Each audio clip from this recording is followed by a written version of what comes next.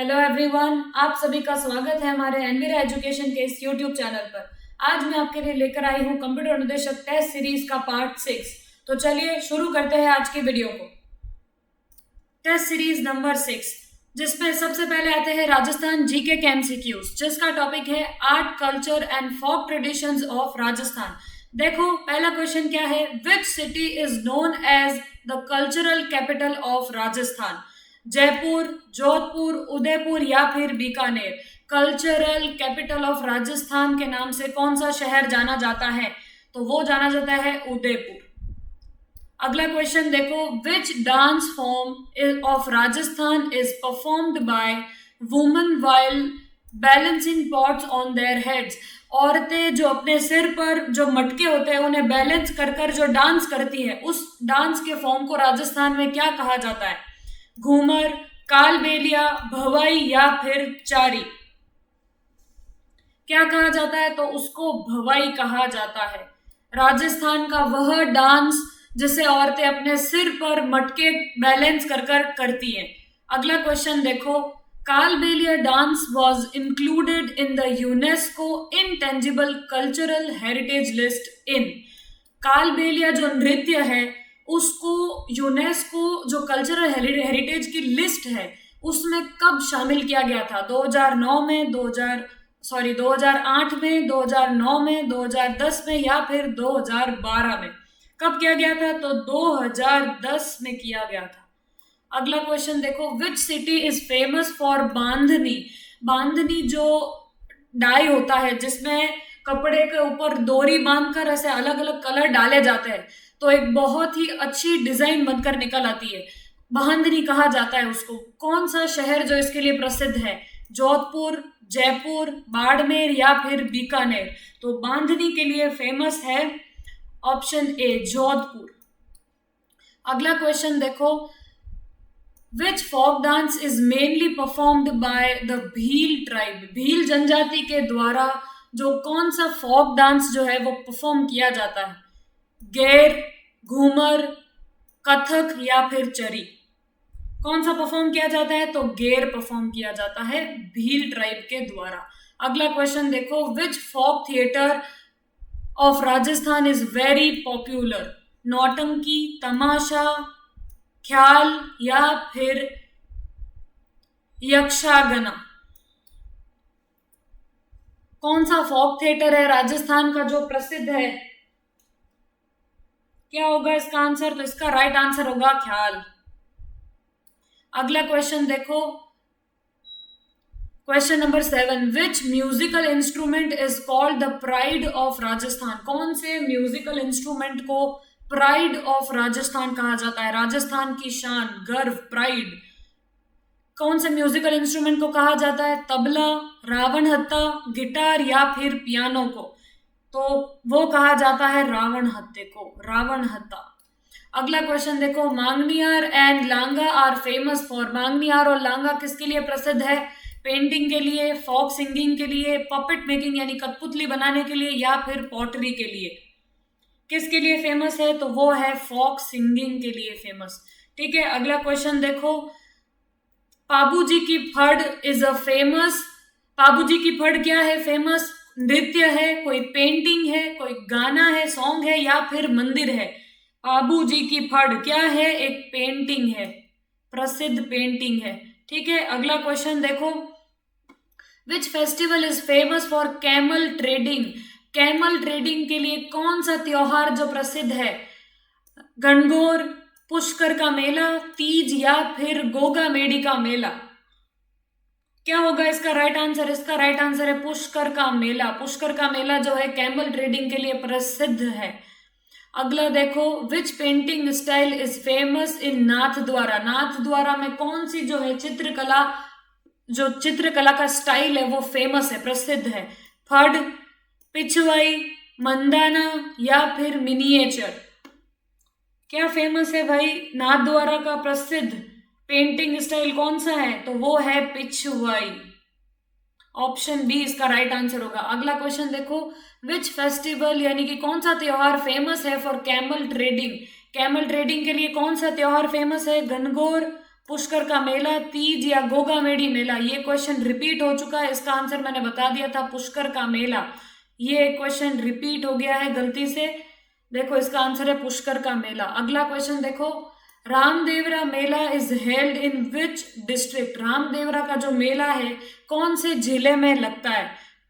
जैसलमेर में लगता है, बाड़मेर में, जोधपुर में या फिर बीकानेर में? रामदेवरा का मेला कहाँ लगता है भाई? तो वो लगता है जैसलमेर के अंदर। अगला क्वेश्चन देखो, which city is famous for blue pottery? Blue pottery के लिए कौन सी जो शहर है वो मशहूर है? कौन सा शहर प्रसिद्ध है? अजमेर, जयपुर, कोटा या फिर अलवर? तो वो है अपने option B, Jaipur. Jaipur blue pottery के लिए फेमस माना जाता है। अगला क्वेश्चन देखो, which city is famous for Usta art, यानी कि गोल्ड पेंटिंग, सुनहरी जो चित्रकला है? कौन सा शहर जो है वो इसके लिए प्रसिद्ध है? उदयपुर, बीकानेर, कोटा या फिर सिक्कर? कौन सा फेमस है? तो वो बीकानेर है। बीकानेर गोल्ड पेंटिंग के लिए प्रसिद्ध माना जाता है। अगला देखो, Gavari dance. Gavari dance drama is mainly performed after which festival? कौन से त्योहार के बाद जो गवरी डांस ड्रामा है वो परफॉर्म किया जाता है? दिवाली के बाद, होली के बाद, रक्षाबंधन के बाद या फिर तीज के बाद? गवरी डांस ड्रामा कौन से त्योहार के बाद मनाया जाता है, परफॉर्म किया जाता है? तो किया जाता है वो रक्षाबंधन के बाद, ऑप्शन सी। अगला देखो, which city of Rajasthan is famous for lac bangles? जो लाख की चूड़ियां होती है वो कौन से शहर की मशहूर है राजस्थान के अंदर? बाड़मेर की, जयपुर की, चूरू की या फिर जैसलमेर की? कहाँ की है भाई? तो वो है जयपुर की फेमस लाख की चूड़ियां। अगला देखो, which traditional art of Rajasthan is made by decorating walls with small mirrors and clay? कौन सा राजस्थान का है जो ट्रेडिशनल आर्ट है जो कि बनाया जाता है कैसे? दीवारों को डेकोरेट करके छोटे छोटे कांच के टुकड़े और क्ले, मिट्टी और कांच के टुकड़ों से दीवारों को सजाया जाता है। कौन सा ट्रेडिशनल आर्ट है राजस्थान का? फड़, मंदाना, लिप्पन आर्ट या फिर पिचवई? इसका राइट आंसर होगा लिप्पन आर्ट। लिप्पन आर्ट में मिट्टी और जो कांच के छोटे छोटे टुकड़े होते हैं उनसे दीवारों को सजाया जाता है। अगला क्वेश्चन देखो, which district of Rajasthan is famous for marble carving? Marble carving यानी कि मार्बल में जो कुरेद कर डिजाइन बनाई जाती है उसके लिए कौन सा जिला मशहूर है राजस्थान के अंदर? नागौर, मकराना, बाड़मेर या फिर दौसा? कौन सा है भाई? तो वो है ऑप्शन बी, मकराना। मकराना के पत्थर बहुत मशहूर है जिसको मार्बल सिटी भी कहा जाता है। अगला क्वेश्चन देखो, which city is famous for Thewa art? Thewa art के लिए कौन सा शहर मशहूर है? प्रतापगढ़, जयपुर, अजमेर या फिर नागौर? थेवा आर्ट कहाँ का है? प्रतापगढ़ का मशहूर। ये थे हमारे राजस्थान जीके के क्वेश्चन। अब देखो करंट अफेयर्स के क्वेश्चन जिसका टॉपिक है स्पेस एंड डिफेंस। देखो पहला क्वेश्चन क्या है, what was the name of the Chandrayaan 3 lander? जो चंद्रयान 3 लैंडर डिवाइस है जो कि चांद पर उतरा था उसका नाम क्या था वो आपको बताना है। विक्रम, प्रज्ञान, गगनयान या फिर रोहिणी? तो उसका नाम था विक्रम। विक्रम चंद्रयान 3 लैंडर था। ठीक है, अगला क्वेश्चन देखो, the headquarters of ISRO is located in? ISRO का जो हेडक्वार्टर है मेन वो कहाँ स्थित है? मुंबई में है, बेंगलुरु में है, हैदराबाद में है या चेन्नई में है? कहाँ है इसरो का हेडक्वार्टर? तो वो है ऑप्शन बी, बेंगलुरु में। अगला क्वेश्चन देखो, Aditya L1 mission is related to?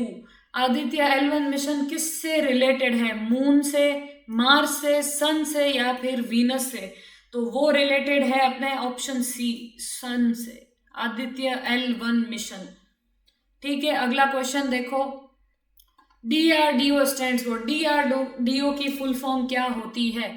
Defence research and development organisation, defence research department office, defence rocket development office या फिर department of research defence organisation? DRDO की सही फुल फॉर्म कौन सी है? तो वो है option A, defence research and development organisation. अगला क्वेश्चन देखो, which mission was India's first mission to Mars? कौन सा मिशन था जो भारत का पहला मिशन था मार्स के लिए, यानी कि मंगल ग्रह का पहला भारत का मिशन कौन सा था? चंद्रयान 2, आदित्य L1, मंगलयान या फिर गगनयान? कौन सा था भाई? तो वो था ऑप्शन सी, मंगलयान। ये हो गए हमारे करंट अफेयर के क्वेश्चन कंप्लीट। अब आते हैं रीजनिंग के क्वेश्चन। बहुत ही इंटरेस्टिंग क्वेश्चन है। देखो रीजनिंग के किसके हैं? डायरेक्शन सेंस टेस्ट के दिशा वाले सवाल है आपके पास। दिशा आपको ज्ञात करना होगा इसमें। देखो कैसे करेंगे। पहला क्वेश्चन देखो, a boy walks 10 metres toward north. एक लड़का जो है वो 10 मीटर नॉर्थ की तरफ चलता है, यानी कि उत्तर की तरफ चलता है। देन ही टर्न्स राइट, फिर वो राइट मुड़ता है और 5 मीटर चलता है। तो which direction he is facing now? तो अब उसका जो मुंह है वो किस दिशा की तरफ है, ये आपको बताना है। नॉर्थ की तरफ है, ईस्ट की तरफ है, साउथ की तरफ है या फिर वेस्ट की तरफ है।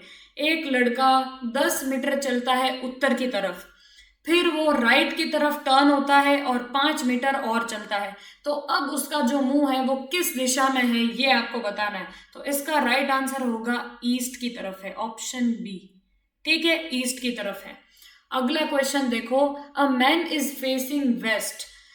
आदमी जो खड़ा है उसका चेहरा किसकी तरफ है, मुंह किसकी तरफ है? वेस्ट दिशा की तरफ है, यानी कि पश्चिम दिशा की तरफ है।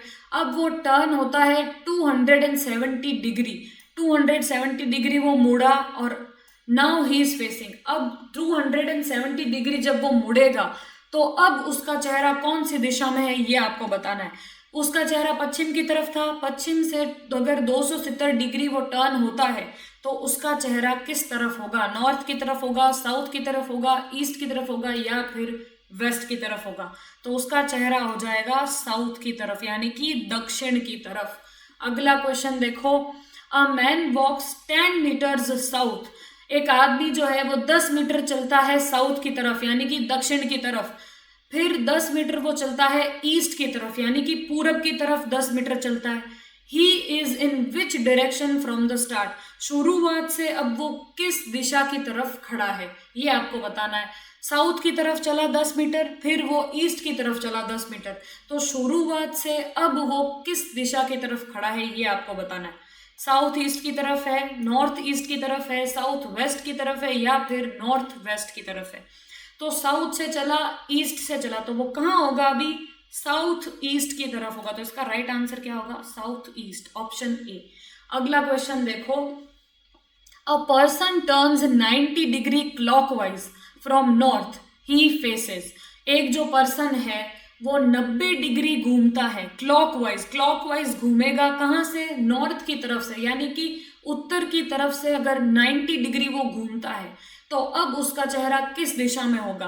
वेस्ट की तरफ, साउथ की तरफ, ईस्ट की तरफ या फिर नॉर्थ की तरफ? ये आपको बताना है। जल्दी से इस क्वेश्चन का जवाब आपको कमेंट सेक्शन में देना है कि अगर एक पर्सन 90 डिग्री घूमता है क्लॉकवाइज नॉर्थ की तरफ से, उत्तर दिशा की तरफ से, तो अब उसका चेहरा किस तरफ होगा? तो देखो इसका राइट आंसर होगा ईस्ट की तरफ होगा, पूरब की तरफ उसका चेहरा होगा अगर वो नॉर्थ से क्लॉकवाइज 90 डिग्री घूमता है तो। अगला क्वेश्चन देखो, अब अमन वॉक्स 10 मीटर्स ईस्ट। अमन जो है वो ईस्ट की तरफ यानी कि पूरब की तरफ 10 मीटर चलता है। देन 15 मीटर वो चलता है नॉर्थ की तरफ यानी कि उत्तर की तरफ। फिर 10 मीटर चलता है वो वेस्ट की तरफ। How far is he from the starting point? अब वो जो स्टार्टिंग पॉइंट है यानी कि जहां से उसने चलना शुरू किया था वहां से अब वो कितना दूर है? 10 मीटर, 15 मीटर, 20 मीटर या फिर 25 मीटर? देखो वापस रिपीट कर रही हूँ क्वेश्चन। अमन जो है पूरब की तरफ 10 मीटर चला, फिर वो 15 मीटर उत्तर की तरफ चला, फिर वो 10 मीटर पश्चिम की तरफ चला। अब जहां से वो शुरू हुआ था वहां से वो कितना दूर है, कितना दूर आ गया है वो चल के? तो देखो इसका राइट आंसर क्या होगा? ऑप्शन बी होगा, 15 मीटर वो आगे आ गया है। ठीक है, ये हो गए हमारे रीजनिंग के क्वेश्चन कंप्लीट। उम्मीद है आपको ये समझ आ गया होगा कि इस टाइप के क्वेश्चन कैसे सॉल्व किए जाते हैं। हमें अपने आप को ही देखना है कि हम अभी इस तरफ दिशा में हैं, अगर हम इतना चलेंगे तो आगे जाकर हम नोटबुक में एक ड्राइंग भी बना सकते हैं, बहुत ईजी हो जाएगा ये क्वेश्चन सॉल्व करना, इतने डिफिकल्ट नहीं होते हैं ये क्वेश्चन। चलो अब जनरल साइंस के क्वेश्चन पढ़ेंगे। देखो उसमें टॉपिक क्या है, केमिस्ट्री का chemical reaction, acid, basis and salt के क्वेश्चन है। चलो 31st क्वेश्चन स्टार्ट करते हैं। Which gas is released when an acid reacts with metal? कौन सी जो गैस है रिलीज होगी जब एसिड जो है वो रिएक्ट करेगा मेटल के साथ? ऑक्सीजन, हाइड्रोजन, नाइट्रोजन या फिर कार्बन डाइऑक्साइड? कौन सी गैस जो है रिलीज होगी जब एसिड रिएक्ट करेगा धातु के साथ? तो कौन सी गैस रिलीज होगी? तो वो होगी option B, hydrogen gas release होगी। ठीक है, अगला क्वेश्चन देखो। Which salt is commonly called common salt? कौन सा जो नमक है जिसे मुख्य रूप से साधारण नमक कहा जाता है? NaOH, NaCl, Na2 या CO3 या फिर KCl? कौन सा नमक है वह इसमें से जिसको साधारण यानी कि कॉमन सॉल्ट कहा जाता है? तो इसका राइट आंसर होगा ऑप्शन 2, NaCl। नेक्स्ट क्वेश्चन देखो। Which of the following is a strong acid? इन चारों में से कौन सा है जो स्ट्रॉन्ग एसिड है यानी कि सबसे तेज acid? Acetic acid, citric acid, hydrochloric acid या फिर कार्बोनिक एसिड? तो इसका राइट आंसर होगा option C, hydrochloric acid, HCl जिसको कहा जाता है। अगला क्वेश्चन देखो। Which acid is present in lemon? नींबू के अंदर कौन सा एसिड पाया जाता है? Acetic acid, citric acid, lactic acid या फिर फॉर्मिक एसिड? तो नींबू के अंदर होता है सिट्रिक एसिड, ऑप्शन बी इसका राइट आंसर होगा। अगला क्वेश्चन देखो। Which of these is not an acid? जो ऑप्शन आपके पास दिए गए हैं चार, उसमें से कौन सा है जो एसिड का प्रकार नहीं है? Lemon juice, vinegar, soap solution या फिर कर्ड? नींबू का रस, सिरका, जो साबु का सोल्यूशन होता है वो साबुन का पानी या फिर दही? इनमें से कौन सा है जो एसिड नहीं है, ये आपको बताना है। तो कौन सा नहीं है? सोप सोल्यूशन एसिड नहीं है, क्योंकि सोप सोल्यूशन क्या होता है? बेसिक होता है, बेस होता है। अब आते हैं कंप्यूटर साइंस के क्वेश्चन। अपन ने जनरल साइंस के क्वेश्चन कंप्लीट कर दिए, अब कंप्यूटर साइंस के क्वेश्चन पढ़ेंगे जिसका टॉपिक क्या है? CPU and computer architecture. देखो क्वेश्चन क्या है 36। Which is a higher CPU speed? Higher CPU speed कौन सी है? मेगाहर्ट्ज, गीगाहर्ट्ज, KB या फिर MB? कौन सी है हाईएस्ट स्पीड? तो हाईएस्ट स्पीड है अपने गीगाहर्ट्ज, ऑप्शन बी। अगला क्वेश्चन देखो। CPU is also called, CPU को और क्या कहा जाता है? मेमोरी ऑफ कंप्यूटर, कंप्यूटर की मेमोरी, कंप्यूटर का ब्रेन, कंप्यूटर का दिल या कंप्यूटर की आंख? क्या कहा जाएगा? Memory of computer, brain of computer, heart of computer या फिर आई ऑफ कंप्यूटर? तो CPU को कहा क्या जाता है? ब्रेन ऑफ कंप्यूटर कहा जाता है। अगला देखो। ALU स्टैंड्स फॉर, ALU की फुल फॉर्म क्या होती है? Arithmetic logical unit, automatic logic unit, arithmetic language unit या फिर एडवांस लॉजिक यूनिट? तो उसका राइट आंसर होगा अर्थमेटिक लॉजिक यूनिट, ALU की फुल फॉर्म। अगला देखो। Which memory is closest to the CPU? CPU की सबसे करीबी मेमोरी कौन सी होती है? तो CPU के सबसे करीब होती है कैशे मेमोरी। अगला देखो। The speed of CPU is generally measured in? CPU की स्पीड, CPU की जो गति है, तेजी, किस में मापी जाती है? मीटर में, हर्ट्ज में, लीटर में या फिर ग्राम में? तो किस में मापी जाती है? हर्ट्ज में मापी जाती है। क्या थी अभी CPU की हाईएस्ट स्पीड? अपने पढ़ा था गीगाहर्ट्ज, कमेंट सेक्शन में बताना है आपको। Cache memory is slow, very fast, permanent या फिर एक्सटर्नल? कैशे मेमोरी क्या है? स्लोएस्ट मेमोरी है, वेरी फास्ट मेमोरी है, परमानेंट मेमोरी है या फिर एक्सटर्नल मेमोरी है? तो कैशे है अपनी ऑप्शन बी, क्या? Very fast memory. अगला क्वेश्चन देखो। Which company developed the Pentium processor? Pentium processor को किस कंपनी ने डेवलप किया था? AMD, इंटेल, एप्पल या फिर IBM? तो किसने डेवलप किया था? इंटेल ने डेवलप किया था। रजिस्टर्स आर लोकेटेड, रजिस्टर कहाँ लोकेटेड होता है? CPU के अंदर, मॉनिटर के अंदर, कीबोर्ड के अंदर या फिर माउस के अंदर? तो रजिस्टर मेमोरी CPU के अंदर होती है। अगला देखो, what is the first step in the CPU instruction cycle. CPU की जो इंस्ट्रक्शन साइकिल है पूरी, उसका सबसे पहला कदम क्या होता है? एग्जीक्यूट करना? नहीं, एग्जीक्यूट सबसे पहले ही एग्जीक्यूट कैसे कर सकते हैं? डीकोड करना, फैच करना, स्टोर करना। क्या होता है भाई, जल्दी से बताओ। सबसे पहले इंस्ट्रक्शन को फैच किया जाता है, फैच किया जाता है ना, तो सबसे पहला स्टेप क्या हुआ? ऑप्शन सी होगा। अगला देखो, more CPU cores usually help in. ज्यादा कोर्स अगर सीपीयू में होगी तो वो क्या मदद करेगी? मल्टीटास्किंग कर पाएगा, एक से साथ ज्यादा काम अच्छे से कर पाएगा, प्रिंटिंग अच्छे से कर पाएगा, स्कैनिंग अच्छे से कर पाएगा, या फिर टाइपिंग अच्छे से कर पाएगा। सीपीयू में अगर कोर ज्यादा हो तो किस चीज में मदद मिलेगी? किस चीज में मदद मिलेगी? तो ऑप्शन ए, मल्टीटास्किंग बेटर बनाने में हेल्प मिलेगी। एक साथ कई कामों को आसानी से किया जाएगा अगर सीपीयू के कोर ज्यादा होंगी तो। अगला क्वेश्चन देखो, which register stores the instruction currently being executed.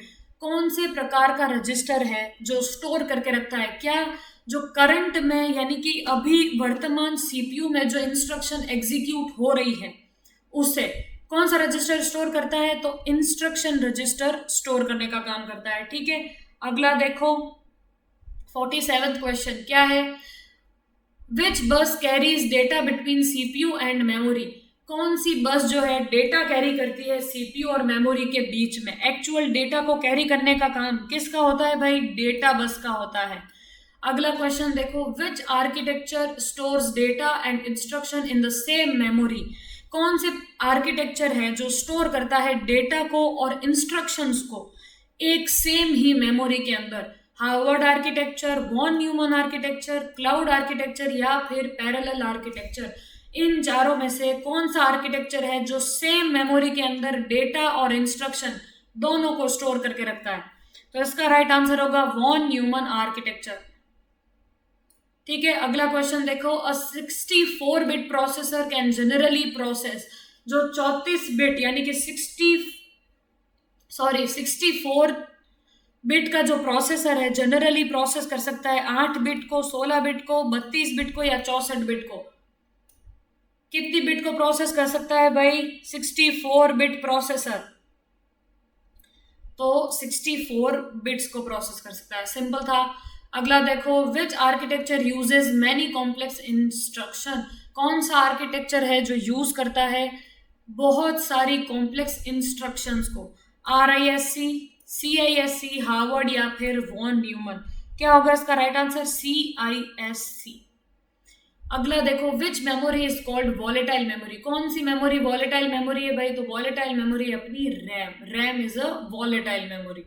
अगला question, which CPU feature allows running many programs smoothly at the system at the same time.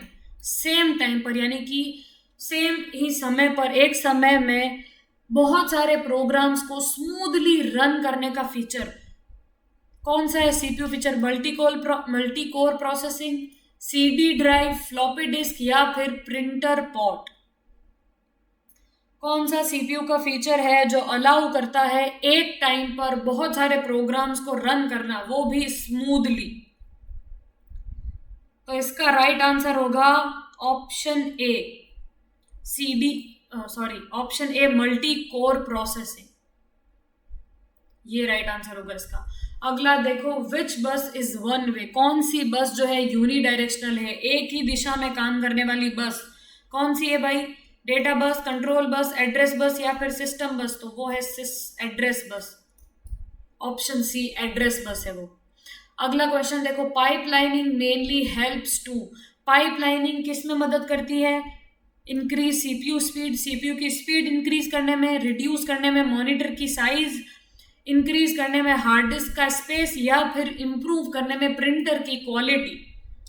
Pipelining किस में मदद करती है? तो सीपीयू की स्पीड को बढ़ाने में पाइपलाइनिंग का इस्तेमाल किया जाता है।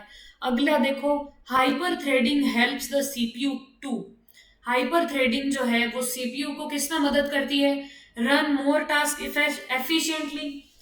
जो और टास्क है, मोर टास्क को एफिशिएंटली रन कर सके, इंक्रीज कर सके मॉनिटर की ब्राइटनेस को, प्रिंटर की स्पीड को बढ़ा सके, या फिर हार्ड डिस्क की साइज को बढ़ा सके। हाइपर थ्रेडिंग सीपीयू को किस काम में मदद करती है? किस पे करती है? मोर टास्क को रन कर सके इफिशिएंटली और इफेक्टिवली। अगला देखो, MAR स्टैंड्स फॉर, MAR की फुल फॉर्म क्या होती है? Memory address register, main address register, memory access register या फिर मशीन एड्रेस रजिस्टर। क्या होगा इसका राइट आंसर? MAR की फुल फॉर्म, तो MAR की फुल फॉर्म है मेमोरी एड्रेस रजिस्टर, जो कि है ऑप्शन ए। 57 क्वेश्चन देखो, which architecture stores data and instruction separately? कौन सा आर्किटेक्चर है जो डेटा और इंस्ट्रक्शन को सेपरेटली स्टोर करता है, यानी अलग अलग स्टोर करता है? Von Neumann architecture, Harvard architecture, client server architecture या फिर रिंग आर्किटेक्चर? तो इसका आंसर होगा Harvard architecture. Harvard architecture instruction और डेटा को अलग अलग स्टोर करता है, जबकि वॉन न्यूमैन आर्किटेक्चर दोनों को सेम मेमोरी में स्टोर करता है, अभी हमने पढ़ा था। अगला क्वेश्चन देखो, which of the following is not a resistor inside the CPU? कौन सा है इन चारों में से जो कि सीपीयू का रजिस्टर नहीं है? Program counter, instruction register, memory address register या फिर हार्ड डिस्क रजिस्टर? इनमें से कौन सा है जो सीपीयू के अंदर का रजिस्टर नहीं है? तो वो कौन सा नहीं है? Hard disk register. ठीक है, अगला क्वेश्चन देखो, what does RISC stand for? RISC की फुल फॉर्म क्या होती है? Reduced instruction set computer, random instruction set computer, rapid instruction system computer या फिर रिड्यूस्ड इंटरनल सिस्टम कंप्यूटर? तो इसका राइट आंसर है ऑप्शन ए, reduced instruction set computer, RISC की फुल फॉर्म। अगला देखो, अ dual core processor has, dual core processor में कितने कोर होती है? 1, 2, 4 या फिर 8 कोर? ड्यूअल कोर में कितनी कोर होती है? तो बी, 2 कोर्स होती है। ठीक है, सिंगल कोर में 1 कोर होगी, ड्यूअल कोर में कितनी होगी? 2 कोर होगी। अगला देखो, विच device commonly usage a micro controller? कौन सा डिवाइस है जो मुख्य रूप से माइक्रो कंट्रोलर का इस्तेमाल करता है? Washing machine, television remote, microwave oven या फिर ऑल ऑफ दीज? कौन सा है जो माइक्रो कंट्रोलर का इस्तेमाल करता है डिवाइस? तो वो है option D, all of this. सारे के सारे ही माइक्रो कंट्रोलर का इस्तेमाल करते हैं, वॉशिंग मशीन, टीवी का रिमोट हो या फिर माइक्रोवेव हो। अगला क्वेश्चन देखो, embedded system are mainly designed for? Embedded system जो है वो मुख्य रूप से किसके लिए डिजाइन किए गए हैं? वन स्पेसिफिक टास्क, एक पर्टिकुलर टास्क परफॉर्म करने के लिए, प्लेइंग गेम ओनली, सिर्फ गेम खेलने के लिए, वॉचिंग मूवीज ओनली, सिर्फ मूवीज देखने के लिए, या फिर इंटरनेट ब्राउजिंग करने के लिए? किस काम के लिए एम्बेडेड सिस्टम को बनाया जाता है? किसके लिए बनाया जाता है? तो वन स्पेसिफिक टास्क, एक पर्टिकुलर टास्क को कंप्लीट करने के लिए एम्बेडेड सिस्टम को स्पेशली डिजाइन किया जाता है। अगला क्वेश्चन देखो, which register stores the address of the next instruction? कौन से प्रकार का रजिस्टर है जो स्टोर करता है एड्रेस, यानी कि पता किसका? नेक्स्ट इंस्ट्रक्शन का, जो अगली इंस्ट्रक्शन एग्जीक्यूट होने वाली है उसका एड्रेस स्टोर रखता है रजिस्टर। कौन सा रखता है? MAR, MBR, प्रोग्राम काउंटर या एक्यूमुलेटर? तो कौन रखता है? प्रोग्राम काउंटर नेक्स्ट इंस्ट्रक्शन का एड्रेस होल्ड करके रखता है। ये एक इंस्ट्रक्शन क्यू मेंटेन करता है। अगला देखो, अ CPU fan is mainly used to? CPU में जो फैन लगा होता है उसका मुख्य क्या काम होता है? स्टोरेज इंक्रीज करने के लिए? नहीं। Cool the processor? हाँ, प्रोसेसर को कूल करने के लिए होता है। Increase RAM? नहीं। Improve display? नहीं। फैन का काम क्या होता है? CPU को ठंडा रखना, उसके प्रोसेसर को ठंडा रखने के लिए। तो ये ऑप्शन बी इसका राइट आंसर होगा। अगला देखो, which processor is specially designed for mobile phone? Mobile phone के लिए स्पेशली कौन सा प्रोसेसर डिजाइन किया गया है? ARM processor, Pentium processor, Xeon processor या फिर इटेनियम प्रोसेसर? इन चारों में से कौन सा प्रोसेसर है जो मोबाइल फोन के लिए स्पेशली डिजाइन किया जाता है? तो इसका राइट आंसर क्या होगा? Option A, ARM processor, ARM processor. अगला देखो, which memory is placed between CPU and RAM to reduce access time? Access time reduce करने के लिए, यानी कि इंस्ट्रक्शन को ढूंढने के लिए जो समय लगता है उससे कम करने के लिए सीपीयू और रैम के बीच में कौन सी मेमोरी को लगाया जाता है? रोम, कैशे मेमोरी, हार्ड डिस्क या डीवीडी? तो कैशे मेमोरी है जो सीपीयू और रैम के बीच में काम करती है। अगला देखो, एमडीआर स्टोर्स। एमडीआर क्या स्टोर करता है? एड्रेस को स्टोर करता है, सिर्फ डेटा को स्टोर करता है मेमोरी से, पासवर्ड को स्टोर करता है, या फिर इंस्ट्रक्शन को स्टोर करता है? तो एमडीआर का काम होता है डेटा को स्टोर करने का। ठीक है, अगला देखो, overheating of the CPU can cause. अगर सीपीयू ओवरहीट यानी कि ज्यादा गर्म हो गया, उससे क्या हो सकता है? परफॉर्मेंस बेटर होगी? बिल्कुल नहीं। सिस्टम स्लो डाउन हो जाएगा या बंद हो जाएगा? हाँ, ये हो सकता है। मोर स्टोरेज? नहीं। Faster internet? नहीं। ये तीनों ही काम नहीं करेंगे। इसका राइट आंसर क्या होगा? सिस्टम स्लो डाउन हो जाएगा या फिर शट डाउन हो जाएगा। तो ऑप्शन बी इसका राइट आंसर होगा। 69 क्वेश्चन देखो, which memory level is checked first by the CPU while searching for data? Memory का कौन सा लेवल है जो सबसे पहले जांचा जाता है जब सीपीयू सर्च कर रहा होता है डेटा को? तो डेटा सर्च करते समय मेमोरी का कौन सा लेवल है जो सबसे पहले जांचता है CPU? RAM, L3 cache, L1 cache या फिर हार्ड डिस्क? तो किसको जांचता है सबसे पहले? ऑप्शन सी, L1 कैशे को जांचता है। ठीक है, अगला देखो, which processor is commonly used in desktop computer? Desktop जो कंप्यूटर होते हैं उसमें मुख्य रूप से कौन सा प्रोसेसर इस्तेमाल होता है? Intel Core series, ARM Cortex M, या फिर 8051, या फिर पी क्या है ये, PIC16F84? कौन सा डेस्कटॉप कंप्यूटर के लिए प्रोसेसर इस्तेमाल किया जाता है? तो वो होता है अपना option A, Intel Core series. ठीक है, अगला देखो, which of the following is an example of processing? Processing का एग्जाम्पल क्या है इसमें से? प्रोसेसिंग का example, typing on computer, computer पे टाइप करना, सीपीयू एडिंग 2 नंबर, सीपीयू जो 2 नंबर को ऐड करता है वो, प्रिंटिंग अ पेज, पेज को प्रिंट करना, या फिर सेविंग अ फाइल, फाइल को सेव करना। प्रोसेसिंग का एग्जाम्पल क्या है इसमें से, ये आपको बताना है। तो वो है ऑप्शन बी, सीपीयू का ऐड करना 2 नंबर को प्रोसेसिंग का एग्जाम्पल कहलाएगा। अगला देखो, which register changes its value after every instruction is completed? कौन सा रजिस्टर है जो अपनी वैल्यू को चेंज कर देता है, यानी कि बदल देता है हर इंस्ट्रक्शन के पूरा होने के बाद? प्रोग्राम काउंटर, एमएआर, एमडीआर या फिर एक्यूमुलेटर? इन चारों में से कौन सा रजिस्टर है जो अपनी वैल्यू को बदल देता है जब भी कोई इंस्ट्रक्शन पूरी होती है? कौन सा बदल देता है? प्रोग्राम काउंटर बदल देता है। प्रोग्राम काउंटर अपनी वैल्यू को बदल देता है क्योंकि प्रोग्राम काउंटर एक क्यू को मेंटेन करता है।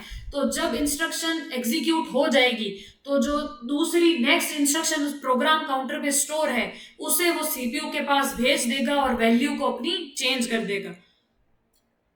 ठीक है, समझ में आ गया ये? चलो अगला क्वेश्चन पढ़ते हैं। Which one is the correct order from fastest to lowest? Fastest to lowest कौन सा करेक्ट ऑर्डर है इन चारों में से? मेमोरी का सबसे फास्टेस्ट मेमोरी कौन सी होती है? रजिस्टर मेमोरी, फिर कैशे, फिर प्राइमरी मेमोरी और फिर सेकेंडरी मेमोरी। ये क्वेश्चन हम लास्ट क्लास में पढ़ चुके हैं, अगर आपको याद होगा तो ये सेम क्वेश्चन लास्ट क्लास में भी हमने पढ़ा था। फास्टेस्ट से लोएस्ट करेक्ट ऑर्डर हमें बताना है। तो सबसे फास्ट कौन सी होती है? रजिस्टर, फिर कैशे, फिर रैम और फिर हार्ड डिस्क। तो ये हो जाएगा राइट आंसर अपना। रजिस्टर, कैशे, फिर रैम है जो प्राइमरी मेमोरी, और हार्ड डिस्क कौन सी है? Secondary memory. अगला देखो, which processor series is mainly designed for low power mobile devices? जो कम पावर के मोबाइल डिवाइस होते हैं उनके लिए कौन सी प्रोसेसर सीरीज जो है वो डिजाइन की जाती है? Intel Xeon, Intel Atom, Intel Core i9 या फिर AMD थ्रेडरिपर? क्या होगा इसका राइट आंसर? तो इसका आंसर होगा ऑप्शन बी, इंटेल एटम। ये जो है प्रोसेसर सीरीज है जिसका डिजाइन किया गया है, क्यों? छोटे लो पावर के जो मोबाइल डिवाइस है उनके लिए। अगला देखो, which CPU component generates timing and control signal? Timing और कंट्रोल के सिग्नल कौन सा सीपीयू का कंपोनेंट है जो जनरेट करता है, बनाता है? ALU, control unit, cache memory या फिर रजिस्टर? कंट्रोल सिग्नल्स और टाइमिंग को जनरेट करता है सीपीयू का कौन सा कंपोनेंट है भाई इन चारों में से? तो वो है कंट्रोल यूनिट, सीयू। ठीक है, सीयू कंपोनेंट है। अगला क्वेश्चन देखो, which bus determines the maximum memory that a processor can directly access? कौन सी बस जो है ये बताती है कि मैक्सिमम मेमोरी जो है प्रोसेसर डायरेक्टली एक्सेस कर सकता है? Data bus, control bus, address bus या फिर एक्सपेंशन बस?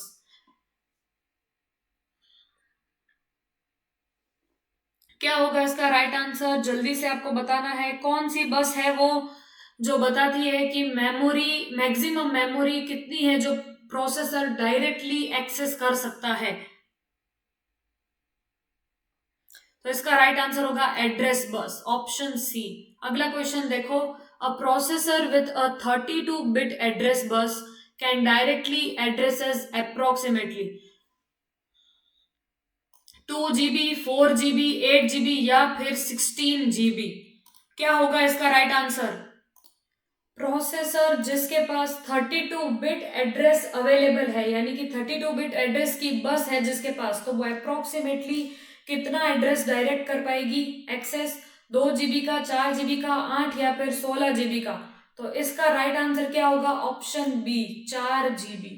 ठीक है, अगला क्वेश्चन देखो, which memory stores the BIOS और यूईएफआई फर्मवेयर? कौन सी मेमोरी है जो बायोस और यूईएफआई फर्मवेयर को स्टोर करती है? रैम, कैशे, रोम फ्लैश मेमोरी या फिर रजिस्टर? कौन सी मेमोरी है जिसमें बायोस स्टोर होता है, बायोस और यूईएफआई फर्मवेयर? तो इसका राइट आंसर होगा रोम फ्लैश मेमोरी, ये स्टोर रखती है बायोस को। अगला देखो, which register is directly connected with the address बस?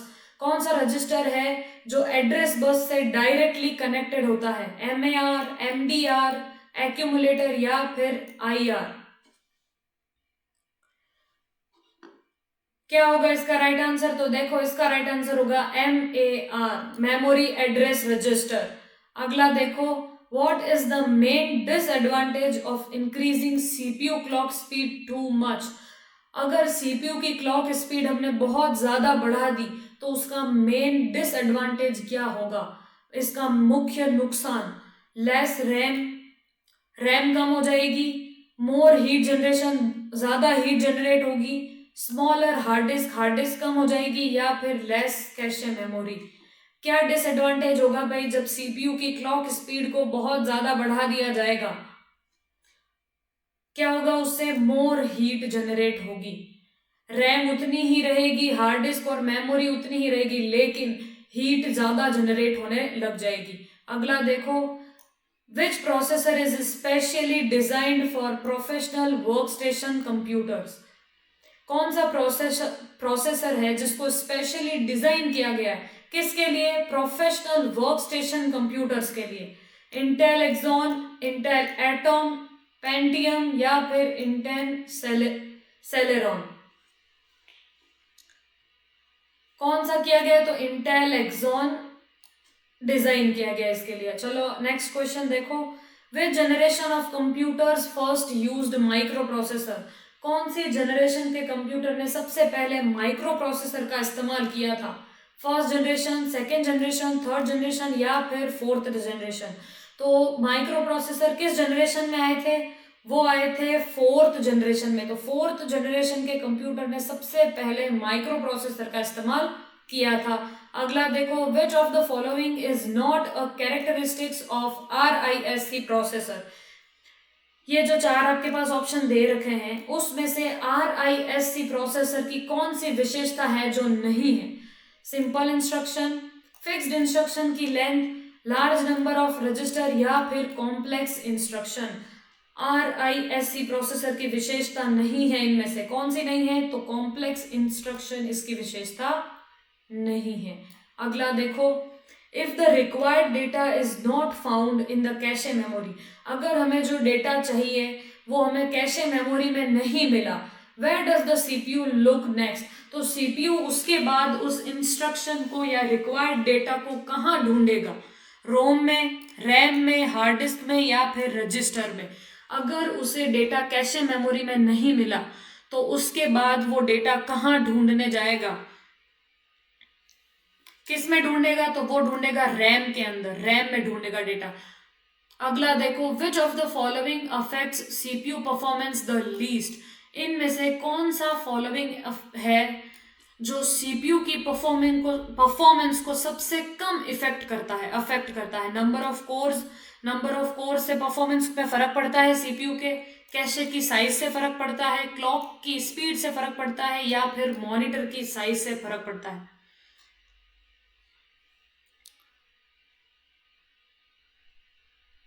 देखो, अगर नंबर ऑफ कोर्स ज्यादा हुए तो परफॉर्मेंस अच्छी होगी, नहीं तो नहीं होगी। कैशे की साइज पर भी डिपेंड करता है, क्लॉक की स्पीड पर भी डिपेंड करता है। क्लॉक की स्पीड कम होगी तो अच्छा काम करेगा, ज्यादा बढ़ा दी तो हीट जनरेट होगी, लेकिन मॉनिटर की साइज से सीपीयू को कोई फर्क नहीं पड़ता है उसकी परफॉर्मेंस को। अगला क्वेश्चन देखो, what is the full form of CPU, CPU की फुल फॉर्म क्या होती है, सीपीयू की फुल फॉर्म क्या होती है, सेंट्रल प्रोसेसिंग यूनिट, तो ये इसका राइट आंसर होगा ऑप्शन ए। अगला देखो, which of the following is an example of a 64-बिट प्रोसेसर फैमिली, इसमें से कौन सा 64-बिट प्रोसेसर है, Intel Core i7, Intel 8085, Intel 8086 या फिर Z80, कौन सा है 64-बिट प्रोसेसर फैमिली का एग्जाम्पल इनमें से, तो वो है इंटेल कोर i7, ऑप्शन 1 ए। अगला देखो, ALU is a part of, ALU किसका पार्ट है, अर्थमेटिक लॉजिक यूनिट किसका पार्ट है, रैम का, रोम का, प्रोसेसर का या फिर हार्ड डिस्क का, तो ALU किसका पार्ट है भाई, रैम का पार्ट है। सॉरी ALU किसका पार्ट है, ऑप्शन सी, प्रोसेसर का पार्ट है। सॉरी, ALU किसका पार्ट है, प्रोसेसर का पार्ट है, इसका आंसर ऑप्शन सी होगा।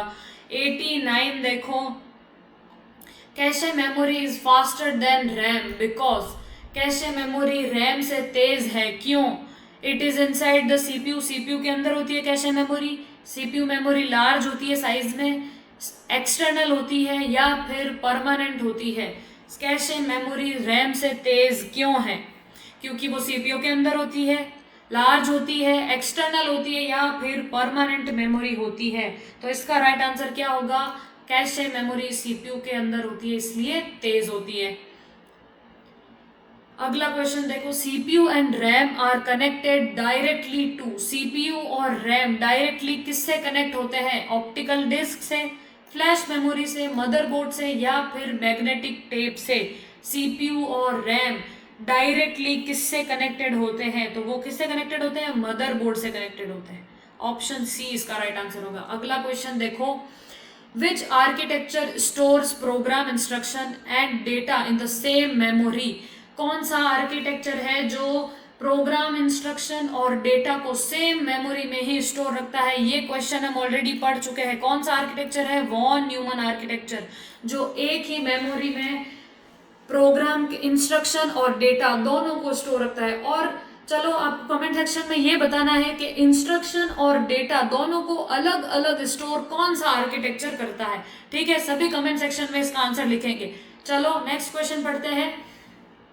If a computer has two processors installed on the motherboard, it is called a, अगर कंप्यूटर में मदरबोर्ड के ऊपर दो प्रोसेसर इंस्टॉल है तो उसे क्या कहेंगे, डुअल कोर सिस्टम कहेंगे, मल्टी कोर सिस्टम कहेंगे, डुअल प्रोसेसर सिस्टम कहेंगे या फिर हाइपर थ्रेडिंग सिस्टम कहेंगे। अगर मदरबोर्ड पर दो प्रोसेसर इंस्टॉल्ड है कंप्यूटर में आपके तो उसे क्या कहा जाएगा, तो उसे क्या कहा जाएगा, ड्यूअल प्रोसेसर सिस्टम कहा जाएगा। दो प्रोसेसर इंस्टॉल है तो ड्यूअल प्रोसेसर सिस्टम कहा जाएगा। अगला क्वेश्चन देखो, which of the following is not responsible for improving CPU performance, कौन सा है इनमें से जो रिस्पॉन्सिबल नहीं होता है, जिम्मेदार नहीं होता है सीपीयू की परफॉर्मेंस को इम्प्रूव करने के लिए, सीपीयू की परफॉर्मेंस को बढ़ाने के लिए, इनमें से कौन सा है जो जिम्मेदार नहीं होता है, larger cache memory, faster clock speed, more CPU core या फिर हायर मॉनिटर रेजोल्यूशन। तो इसका आंसर होगा अपने हायर मॉनिटर रेजोल्यूशन। ठीक है, अगला क्वेश्चन देखो, if the CPU has to wait, अगर सीपीयू को वेट करना पड़े because data is coming slowly from RAM, this situation is called. RAM से डेटा स्लोली आ रहा है, यानी कि रैम से जो डेटा सीपीयू ने मंगवाया है वो धीरे धीरे आ रहा है, जिसकी वजह से सीपीयू को इंतजार करना पड़ रहा है। तो इस सिचुएशन को क्या कहा जाएगा? कैशे हिट कहा जाएगा, मेमोरी बॉटलनेक कहा जाएगा, डेटा कंप्रेशन कहा जाएगा या ओवरक्लॉकिंग कहा जाएगा। सीपीयू को वेट करना पड़ रहा है क्योंकि रैम से डेटा जो है वो धीरे धीरे लोड होकर आ रहा है। तो इस सिचुएशन को क्या कहा जाएगा ये आपको बताना है। तो इसका राइट आंसर क्या होगा? मेमोरी बॉटलनेक इसे कहा जाएगा। अगला देखो, which CPU performance term refers to the percentage of the time the processor is actively working। कौन सी सीपीयू परफॉर्मेंस की टर्म है जो रेफर करती है किसको? परसेंटेज ऑफ टाइम, टाइम के प्रतिशत को the processor is actively working. Actively जो प्रोसेसर है वो काम कर रहा है, कितने टाइम तक काम कर रहा है उसके परसेंटेज को कौन सी सीपीयू परफॉर्मेंस की टर्म जो है वो बताती है? CPU utilisation, cache miss, clock pulse या फिर वर्क लेंथ। तो कौन बताती है? ऑप्शन ए सीपीयू यूटिलाइजेशन, के सीपीयू जो है, सीपीयू का प्रोसेसर जो है वो एक्टिवली कितना काम कर रहा है उसके परसेंटेज को बताता है सीपीयू यूटिलाइजेशन। ठीक है, विच of the following is an example of CPU instruction? इनमें से कौन सा एग्जाम्पल है सीपीयू इंस्ट्रक्शन का? ADD add, save file, print page या फिर ओपन फोल्डर। ऐड करना, फाइल को सेव करना, पेज को प्रिंट करना या फिर फोल्डर को ओपन करना। सीपीयू इंस्ट्रक्शन कौन सा है इसमें से ये आपको बताना। तो कौन सा है? ऐड। ठीक है, अगला देखो, which CPU component is mainly responsible for moving data between register and memory. कौन सा सीपीयू का कंपोनेंट है जो मेनली मुख्य रूप से जिम्मेदार होता है किसके लिए? डेटा को एक से दूसरी जगह ले जाने के लिए। कहाँ से? रजिस्टर से मेमोरी में डेटा मूव करने के लिए। कंट्रोल यूनिट, एएलयू, मॉनिटर या फिर स्पीकर। कौन है भाई इन चारों में से जो रजिस्टर से डेटा को मेमोरी में डालता है? सीपीयू का कंपोनेंट कौन सा है? तो वो है कंट्रोल यूनिट, सीयू का काम होता है ये। अगला देखो, which of the following is not normally measured while comparing CPU performance? इनमें से कौन सा है जो नॉर्मली मेजर नहीं किया जाता जब सीपीयू को कंपेयर, सीपीयू की परफॉर्मेंस को कंपेयर किया जाता है? Clock speed, number of core, cache की साइज या फिर स्क्रीन की ब्राइटनेस। सीपीयू की परफॉर्मेंस को जब मापा जाता है तो कौन सी इन चारों में से चीज है जिसे नहीं गिना जाता सीपीयू की परफॉर्मेंस के अंदर? किसे नहीं गिना जाता? तो स्क्रीन की ब्राइटनेस को नहीं गिना जाता। स्क्रीन की जो ब्राइटनेस है उससे सीपीयू की परफॉर्मेंस का कोई ताल्लुक नहीं होता है। अगला देखो, which part of the CPU store data for a very short time during processing. Processing के समय पर बहुत ही कम समय के लिए सीपीयू में डेटा को स्टोर करने वाले पार्ट को क्या कहा जाता है? रजिस्टर, हार्ड डिस्क, डीवीडी या फिर पेन ड्राइव। तो सीपीयू के अंदर डेटा को शॉर्ट टाइम के लिए कौन स्टोर करता है? रजिस्टर स्टोर करता है। रजिस्टर कहाँ होता है? सीपीयू के अंदर ही होता है। देखो आखिरी क्वेश्चन आज की क्लास का, which company developed the chat GPT AI assistant. Chat GPT AI assistant को किस कंपनी ने डेवलप किया है? गूगल ने, माइक्रोसॉफ्ट ने, ओपन एआई ने या फिर एप्पल ने। इन चारों में से चैट जीपीटी असिस्टेंट को किसने बनाया था? इसका जवाब आपको देना है। इसका राइट आंसर होगा आपके ओपन एआई ने डेवलप किया है। किसको? चैट जीपीटी को। इसी के साथ आज की क्लास को एंड करते हैं। कैसी लगी आपको आज की क्लास कमेंट सेक्शन में जरूर बताना। वीडियो अगर आपको अच्छी लगी हो तो उसे लाइक करना और चैनल को सब्सक्राइब कीजिएगा। चलिए मिलते हैं अगली टेस्ट सीरीज के साथ। धन्यवाद।